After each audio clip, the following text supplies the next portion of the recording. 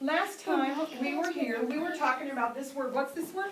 Sacrifice. That's right, sacrifice. And we decided that it was this, giving up something good in order to get something better. All right? So we talked about a lot of different ways that that was true. You're going to have to be quiet. And so we talked all about how sacrifice was like that.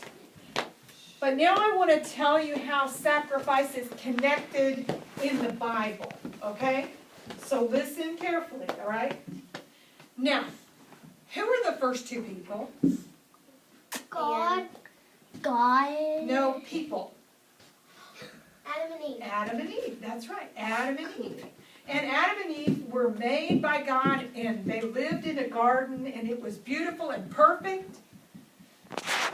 But it didn't stay perfect because they did something bad. They sinned. What did they do, Morgan? They picked an apple and they ate it. They did. And why was that bad? Because God told them to not eat it. Right. There was one tree. They had a whole garden full of trees with all kinds of fruit and everything. And there was this one tree, and God said, don't eat the fruit on that tree. And maybe it was an apple, but maybe it was something else. We don't know. It just said fruit. So this is sitting over there, and the devil comes along and says to Adam and Eve, God doesn't love you, because if he did, he'd let you eat that fruit. You should just go over there and eat it anyway. And they listened to the devil. And they went over there and they ate that fruit. And that was when they sinned. They disobeyed God. Now, over here it says, in the Bible, Romans 6:23 says, for the wages of sin, to pay for sin, it's death. The wages of sin is death. So what happened was, nothing up to that point had ever died. But God had them kill an animal, kill maybe more than one animal, and they took the skin from that animal and they made clothes out of the animal's skin. So that animal had to die because they sinned. Now let's skip forward a lot of years, hundreds of years. The people of God have been made slaves, and they have to work for a king called the Pharaoh. And they're in slavery, and their life is just terrible. And they're praying to God, please save us, God. Take us away. We don't want to be slaves anymore. And God hears their prayer. And God sends Moses to tell the Pharaoh, let my people go. Now, the first time Moses went, and he said, let God's people go. Did the Pharaoh let the people go? No. No. Pharaoh said, no way, I'm not letting them go. And every time Pharaoh said, no, I'm not letting them go, what did God do? He would make something bad happen. He would make something bad happen to them to punish them. One time he made all their water turn to blood. They didn't have anything to drink. Then he made frogs everywhere. Everywhere you stepped, frogs were jumping all over the place. He made them have sores on their bodies that hurt. He made them have flies that were just flying everywhere. They were really, really annoying. And the other things that happened too. But finally, Pharaoh kept not letting the people go. And finally, Pharaoh said, okay, this is it. If you don't let the people go, then I'm going to have to kill all the people that are the firstborn people, and all the animals that are the firstborn animals. That means if you're the oldest one in your family, you're going to die. Now, God said, that's the way it's going to be, but I have a plan. If you'll obey me and listen to me, you can be safe. Now, does anybody here know what the plan was? What did they have to do so they could be safe? Let the people go. No, there was something else. That was a good guess, though. They put blood on the door. That's right, they put blood on the door. Where did the blood come from? You know? The dead sheep. Right, they had a lamb that they killed, and they cooked the lamb, and they ate the meat, and then they took the blood, and they put it on their door. Ew. Now, here's what it was for. there was an angel that came around to do all the killing. And if the angel saw the blood on the door, then nobody would die. In that house, you were safe. So if you listened to God and did what He said, here's what happened. You had to give up something good, the animal, the sheep, in order to get something better, to stay alive. All right? So there was a sacrifice that was made. So the Pharaoh finally ended up letting the people go because so many people died. And when he let the people go, Moses was their leader. And you know downstairs, Miss Tamara just talked to you about the 10 Commandments? Yeah. You know, and she told you about all those different things that God, the rules God gave so that you wouldn't do these things, so that you wouldn't sin. And we were supposed to follow those rules. And the reason God gave those to us is so that we could have a really good life, the best life we could have. And so He gave us those rules, and everybody kept them. Is that right? Yes. Everybody did exactly what God said. Nobody ever lied anymore, and nobody cheated anybody, and nobody stole anything. Is that right? No. Yes. No, that's not right. People did the wrong thing all the time. They kept on sinning and sinning and sinning. And we do too. We just keep doing the wrong thing. We say ugly things to each other. We hit people. We disobey our mom and dad. We do bad things. We're sinners.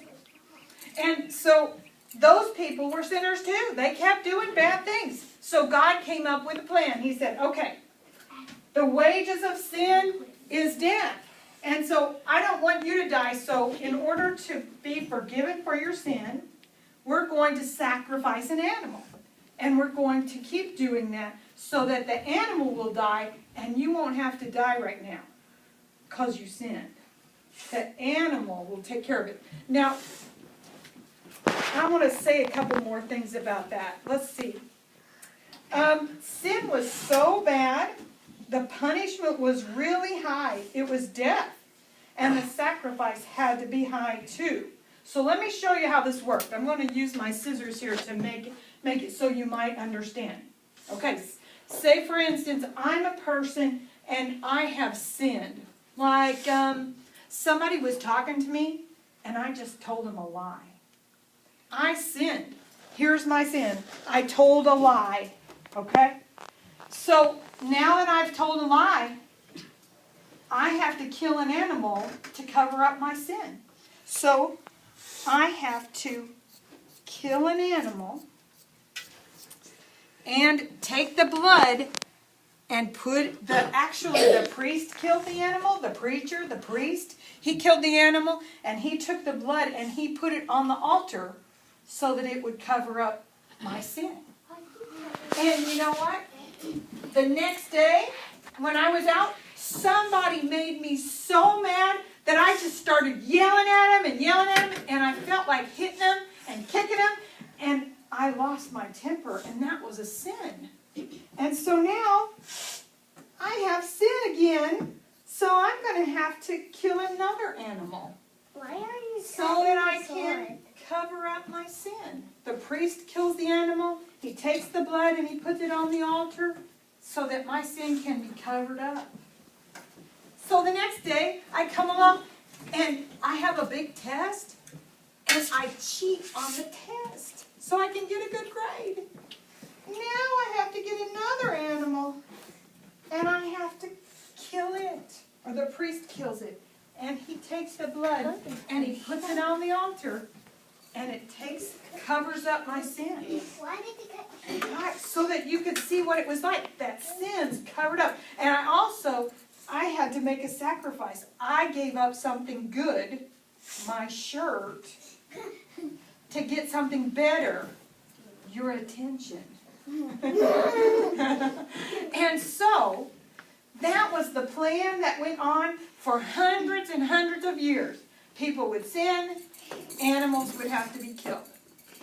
Now, I said every time I sin, and that's really what God intended, but I think most people probably only sacrificed an animal once a week or once a month, or they couldn't possibly have done it every time they sinned, or there wouldn't have been any animals left.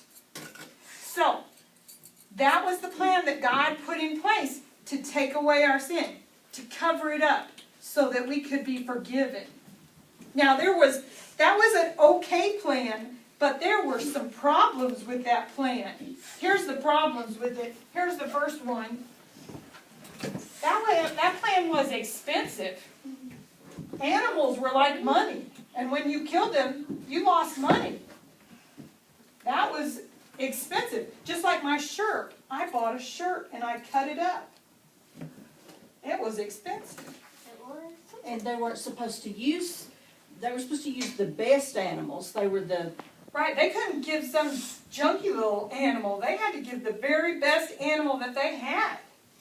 Now here's another one. This is another problem with this plan. It's uncomfortable. All that blood and all that killing. Yuck. That's yucky.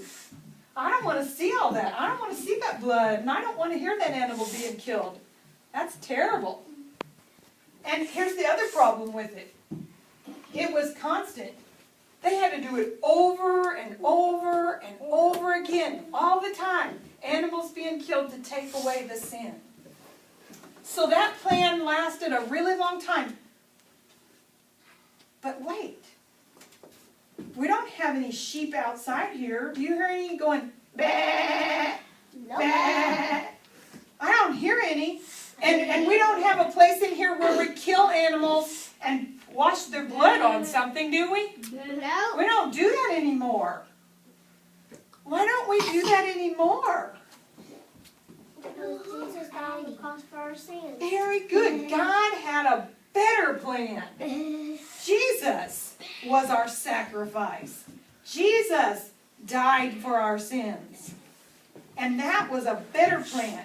And next week, I'm going to talk some more about why Jesus dying for our sins was better than the animals dying for our sins. Okay?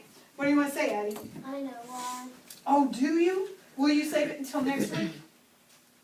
I don't want to. Okay. All right. Very good. I just Very look it up in good. the Bible and figure it out. Okay. All right. That'll be good. You do your own research. That'd be great. All right. So we're going to stop there and we're going to sing a couple of